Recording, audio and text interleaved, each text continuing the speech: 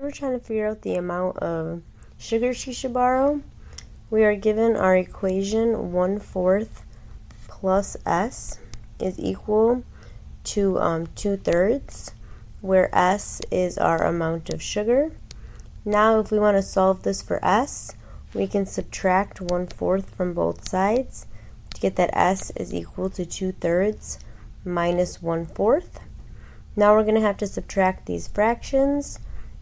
To subtract these fractions, we need to make a common denominator.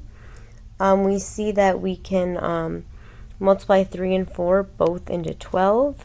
So I'm going to use that for